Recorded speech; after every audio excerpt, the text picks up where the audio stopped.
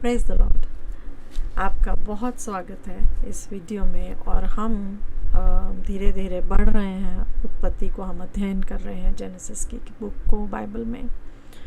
और आज जो हम कवर करेंगे वो है जेनेसिस चैप्टर 10 और 11, which marks another very important event in Bible, in the Old testament.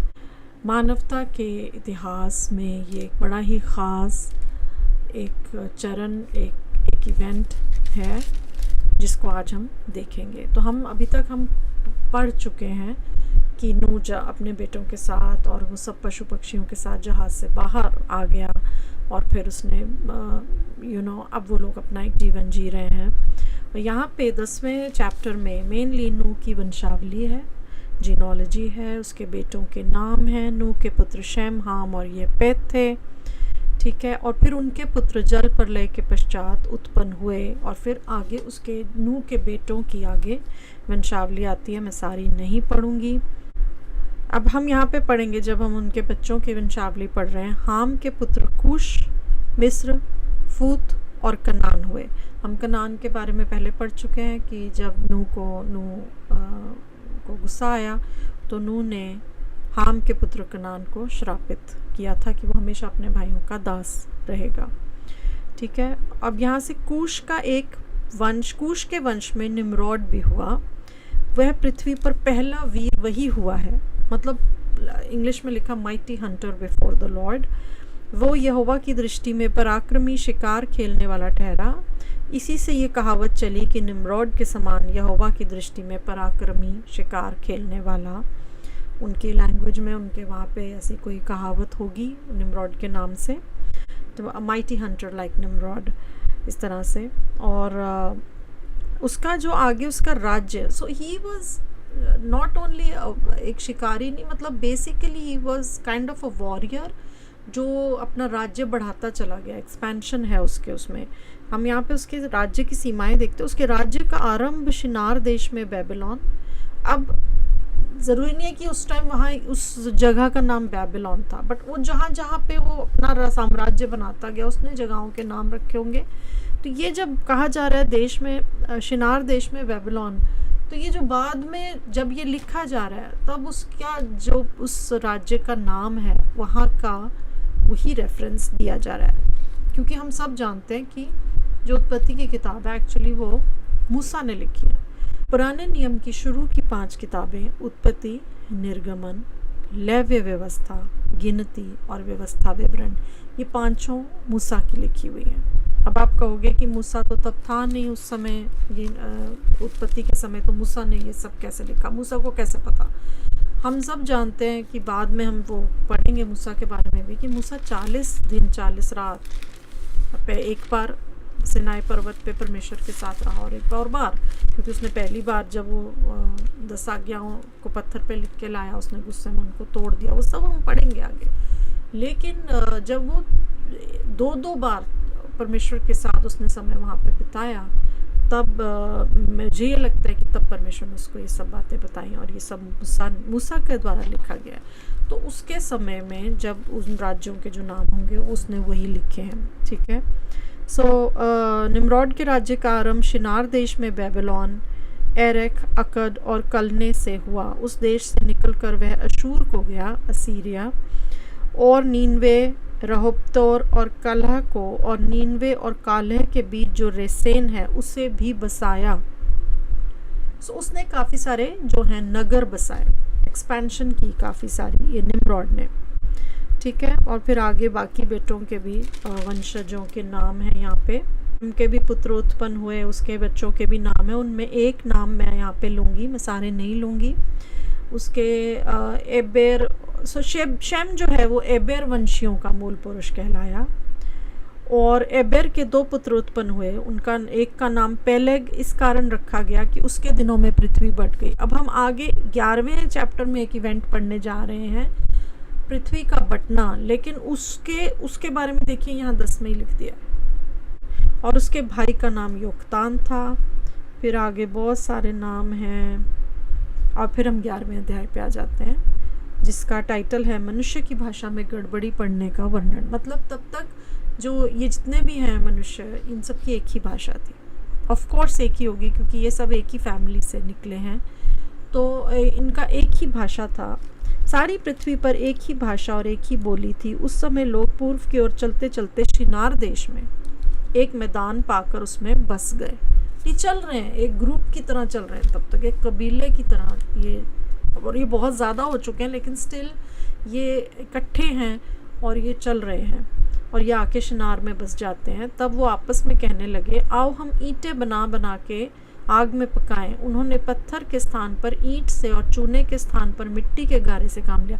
अभी क्या है कि वो सिटीज़ बसाने की कोशिश कर रहे हैं, तो उनको वो कह रहे हैं कि चलो अब पत्थर की जगह हम ईंटें बना के, ईंटों से हम बिल्डिंग्स, घर बनाएं, और हम एक नगर और एक गुम्मट बना लें जिसकी चोटी आकाश से बातें करे। एक बहुत हाई टावर, स्काई स्क्रेपर भी आकाश को नहीं छूता। इनका पता नहीं एम्बिशन क्या था, लेकिन ये बहुत ऊंचा कुछ टावर बनाने की कोशिश कर रहे थे। इस प्रकार से हम अपना नाम करें, ऐसा ना हो कि हमको सारी पृथ्वी पर फैलना पड़े। जब लोग नगर और गुम्मट बनाने लगे तब उन्हें देखने के लिए यहोवा उतर आया, और यहोवा ने कहा, मैं क्या देखता हूँ कि ये तो सब एक ही दल के हैं और भाषा भी सबकी एक है। और उन्होंने ऐसा काम आरंभ किया, और अब जो कुछ वो करने का यत्न करेंगे उनमें से कुछ भी उनके लिए नामुमकिन या इम्पॉसिबल नहीं होगा। So they were all speaking the same language, एक ही भाषा थी, इकट्ठे थे। तो परमेश्वर ने कहा कि अब ये जो भी ठान लें ये कर सकते हैं, तो ये इनको लिए सही बात नहीं थी। तो परमेश्वर ने कहा कि नहीं, ये नहीं होना चाहिए, इसलिए आओ अब हम उतर के उनकी भाषा में गड़बड़ी डालें, और कि वो एक दूसरे की बोली को ना समझ सके। आज दुनिया में इतने सारे जो लैंग्वेजेस हैं, वहाँ पे इस इवेंट में परमेश्वर ने जो है उनकी भाषा, suddenly they must have found कि 15-20 लोग एक जैसी भाषा बोल रहे, तो लोग ग्रुप्स में बट गए फिर, कि जिसको लगा ओ ये मेरे को इसकी बात समझ में आ रही है, तो they got into one groups. और इस तरीके से परमेश्वर ने उनको भाषा के बेसिस पे उनको ज्योग्राफिकली भी डिवाइड कर दिया। इस प्रकार परमेश्वर ने उनको वहाँ से सारी पृथ्वी के ऊपर फैला दिया, और उन्होंने उस नगर को बनाना छोड़ दिया। इस कारण उस नगर का नाम बेबीलोन, जिसका अर्थ है गड़बड़ी, बेबीलोन पड़ा, क्योंकि सारी पृथ्वी की भाषा में गड़बड़ी वहीं से डली, और वहीं से परमेश्वर ने मनुष्य को सारी पृथ्वी के ऊपर फैला दिया। ये हम व्यवस्था विवरण 32:4 में भी आगे इसके बारे में पढ़ेंगे। वहाँ पे भी इसी का जिक्र आता है कि परमेश्वर ने वहाँ पे धरती को जो है डिवाइड कर दिया। मनुष्यों को पहले धरती को ज्योग्राफिकली उनकी भाषा के बेसिस पे उनको डिवाइड कर दिया। सो ये एक बहुत इम्पॉर्टेंट इवेंट है। फिर ये शेम की वंशावली आ जाती है, उसके बच्चों के नाम आते हैं बहुत सारे। पेलेग मैं पहले आपको बता चुकी हूँ। पेलेग का बेटा था रू का बेटा सरूग के और बच्चे हुए, सरूग का बेटा नाहर। और ये आप बोर मत होजिए, हम धीरे धीरे जो है हम एक जो बहुत ही इम्पॉर्टेंट कैरेक्टर की तरफ बढ़ रहे हैं इस वंशावली को पढ़ते हुए। जब सरूग 30 वर्ष का हुआ तब उसके द्वारा नाहर का जन्म हुआ, और नाहर का बेटा तेरह, जब तेरह 70 वर्ष का हुआ तब तक उसके द्वारा अब्राम और नाहर और हारान उत्पन्न हुए। तेरह के 3 बेटे, जिनमें से एक है अब्राम। मैं अब्राहम नहीं कह रही हूँ, ध्यान दें, अब्राम लिखा है यहाँ पे, क्योंकि अब्राहम का पुराना असली जो ओरिजिनल नेम था, वो जो उसके माता पिता ने दिया था, वो अब्राम था। और उसका एक भाई नाहर और एक हारान उत्पन्न हुए। हारान से लूत का जन्म हुआ, इंग्लिश में लॉट, ठीक है, वो अब्राम का नेफ्यू था। हारान अपने पिता के सामने ही कसदियों के ऊर नामक नगर में, ऊर ऑफ शैल्डियंस जैसे इंग्लिश में लिखा है, कसदियों के ऊर नामक नगर में मर गया। सो ये जो हारान था, 3 भाई हैं ये, में से हारान जो है ये ऊर में ही इसकी मृत्यु हो गई। उसका बेटा था लॉट। अब्राम और नाहर दोनों ने विवाह किया। अब्राम की पत्नी का नाम सारे और नाहर की पत्नी का नाम मिल्का था, ठीक है। सारे तो बांझ थी, उसके कोई संतान ना हुई। तेरह अपने पुत्र अब्राम और अपने पोते लूत जो हारान का पुत्र था और अपनी बहू सारे जो उसके पुत्र अब्राम की पत्नी थी, इन सबों को लेकर कसदियों के ऊर नगर से निकल के कनान देश जाने को चला। पर हारान नामक देश में पहुंचकर वहीं रहने लगा। जब तेरह 205 वर्ष का हुआ तब वह हारान देश में मर गया। हम बहुत बार पढ़ते हैं कि परमेश्वर, और आगे भी पढ़ेंगे कि परमेश्वर ने अब्राम को कनान देश जाने के लिए बुलाया। बट अब्राम की जो कॉल है वो आई थिंक जब हारान से बाद में वो निकला, इनिशियली ऊर को छोड़ने का जो डिसीजन था वो उसके पिता तेरह का था। वो वहाँ से लेके उनको हारान देश में, लेकिन निकला तो वो कनान जाने के लिए था, लेकिन वो हारान में ही रुक गया।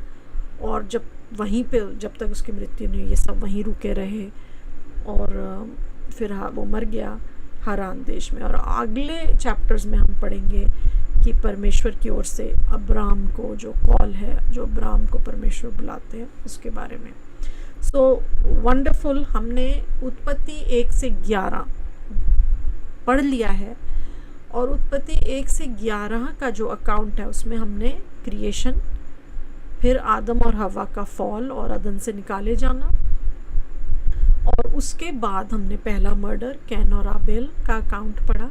कैन और आबेल के बाद धरती पर फिर भी ये लोग बढ़ते गए, क्योंकि एक और शैत पुत्र जो है उसका आदम का पैदा हुआ, जो जिससे और संतानें हुई। और के बीच में एक और इम्पॉर्टेंट इवेंट ये पड़ा था कि जो परमेश्वर के पुत्र माने के स्वर्गदूत जो थे, जो फॉलन एंजल्स थे, उन्होंने मनुष्य की पुत्रियों के साथ विवाह किया और उनसे जो संतानें उत्पन्न हुई वो जायंट्स थे। नेफिलीम कहा जाता है उनको, दानव, ठीक है। और उसके बाद धरती पर पाप बढ़ता गया और परमेश्वर ने कहा कि अब मैं इस धरती को ख़त्म कर दूंगा, मतलब मनुष्य जाति को यहाँ से। लेकिन फिर मनुष्य में से उनको एक जो है नूह जो है धर्मी व्यक्ति मिला, जिस पे उनका अनुग्रह हुआ, और उन्होंने, परमेश्वर ने कहा कि अच्छा ठीक है, मैं मैनकाइंड को, ह्यूमैनिटी को एक और चांस दूंगा। तब परमेश्वर ने जो नूह को पूरा एक जहाज़ बनाने का आदेश दिया, इंस्ट्रक्शंस दी, और फिर फ्लड आता है, जल प्रलय आता है, जिसमें नूह और उसका परिवार और जो भी उसने वो पशु पक्षी जो बचाने थे वहाँ पे रखे गए थे वो सब बच जाते हैं जल प्रलय में। और फिर जल प्रलय के बाद वो अपना जीवन फिर से शुरू करते हैं। नूह हाम के बेटे कनान को श्राप दे देता है क्योंकि वो अपने पिता का आदर नहीं करता। और फिर उसके बाद हम ये सब अकाउंट हमने आज पढ़ा कि फिर उसके बाद आप देखिए कि पृथ्वी एक बार उन्होंने ख़त्म कर चुके हैं परमेश्वर, इंसान अभी भी सीख नहीं रहा है। उसके बाद फिर से वो यही सब, अब उनका जो, क्योंकि परमेश्वर ने क्या बोला था, हमने एक जगह पढ़ा था कि परमेश्वर कहते हैं कि इंसान के जो सोच विचार हैं जन्म से ही बुरे ही हैं। फिर भी परमेश्वर की ग्रेस यहाँ पे हम देख रहे हैं कि बार बार परमेश्वर जो है वो उनको चांसेस दे रहे हैं। और यहाँ पे परमेश्वर देखते हैं कि ये कुछ ऐसा करने वाले हैं। फिर से वही कि परमेश्वर तक पहुँचने की तैयारी, वो जो डिज़ायर सेटन ने उनके अंदर शुरू में प्लांट करने की कोशिश की थी कि तुम ये खाओगे तो तुम परमेश्वर के तुल्य हो जाओगे। यहाँ पे ये क्या कर रहे हैं शिनार में, और ये जो टावर बना रहे हैं, परमेश्वर तक पहुँचना चाह रहे हैं। तो परमेश्वर ने उनको वहाँ से अलग कर दिया, उनकी भाषा में गड़बड़ी डाल दी ताकि ये मिल के कुछ ऐसा ना करें। इमेजिन, मतलब आज की डेट में अगर सब लोग एक ही भाषा बोलते, और उनका इस टाइम इनका लीडर निम्रॉड जिसकी हम बात कर रहे थे हो चुका था, क्योंकि वो एक रूलर टाइप पर्सनालिटी था जिसने बहुत एक्सपेंशन किया, उसके राज्य की सीमाएं लिखी गई हैं। तो ऐसे ही कोई आज अगर सब मनुष्य एक ही भाषा बोलते, एक जैसे होते, तो एक ही लीडर, और अगर वो लीडर करप्ट हो तो एक इंसान की जो लीडरशिप के अंडर परमेश्वर ने देखा कि अब ये जो सिचुएशन ऐसी बन रही है कि एक इंसान जो है वो पूरी मानव जाति को भ्रमित कर सकता है, एक ही दिशा में चला सकता है। तो बहुत ज़रूरी हो गया था इनको डिवाइड करना, और वहाँ पे सिर्फ भाषा में नहीं, भाषा के बेसिस पे परमेश्वर ने इनको डिवाइड किया। और ज्योग्राफिकली भी जो धरती है, मतलब उसको देशों में बांट दिया। फिर हम 11वें के अंत में हमने अब्राहम के बारे में पढ़ा कि अब्राहम जो था वो एक तेरह का बेटा था। थोड़ा सा देखा कि अब्राहम जो है वो उसका पिता वहाँ से ऊर ऑफ शाल्डियंस, कसदियों के ऊर देश से निकल चुके हैं, वो लोग हारान तक आ गए हैं। और अब्राहम और अपनी पत्नी सारे और अपने भतीजे लूत के साथ अब वो हारान में है। और आगे हम देखेंगे कि किस तरह से परमेश्वर फिर से एक नई शुरुआत करने जा रहे हैं। अब परमेश्वर जो है वो अपना परिवार, अपने लोग, किस तरह यहाँ से अब्राहम की कॉल के साथ एक परमेश्वर का नया प्लान स्टार्ट होता है, उसको हम देखेंगे। Thank you for your time. और ये इंटरेस्टिंग है। आप ये ना सोचें कि ये तो क्या हम संडे स्कूल की कहानियों को हम पढ़ रहे हैं। हम संडे स्कूल की कहानियाँ नहीं पढ़ रहे हैं, हम बेसिकली हम बाइबल को देखने की कोशिश कर रहे हैं और इसके थ्रू हम समझने की कोशिश कर रहे हैं कि एग्जैक्टली जो कुछ भी हम पढ़ते हैं, देखते हैं न्यू टेस्टामेंट में या ओल्ड में भी, या जो हमारा एक परसेप्शन परमेश्वर के बारे में बनता है कि परमेश्वर जो पुराने नियम का परमेश्वर इतना अलग क्यों है नए नियम वाले से, तो वो हम उसको हम देखने की कोशिश कर रहे हैं। And as we will read, हम लोग पढ़ते पढ़ते जो भी कुछ एक बहुत सारी चीज़ें हम सीख सकते हैं। ठीक है, so thank you again, God bless you, take care. आइए प्रार्थना करते हैं। परमेश्वर पिता, हम आपका धन्यवाद करते हैं, राजाओं के राजा। मैं इस वक्त परमेश्वर पिता अपने सुनने वालों के हर एक के परिवार के लिए प्रार्थना करती हूँ प्रभु। मैं इस वक्त उनके घरों में शांति मांगती हूँ परमेश्वर पिता। हर एक व्यक्ति जो मेरी आवाज़ को सुन रहा है परमेश्वर, आप उनके घर में शांति दें, सुख दें परमेश्वर, उनके दुख क्लेश पीड़ा को मिटाएं परमेश्वर पिता। और प्रभु इस वचन पे आप अपनी आशीष दें प्रभु जी। हम जबकि प्रभु आपके वचन को पढ़ रहे हैं, आप सिखाते जाएं। मैं आपका धन्यवाद करती हूँ और इस दिन को और हमारे सबके परिवारों को आपके हाथों में सौंपती हूँ, यीशु मसीह के नाम से, आमीन। Thank you, bye.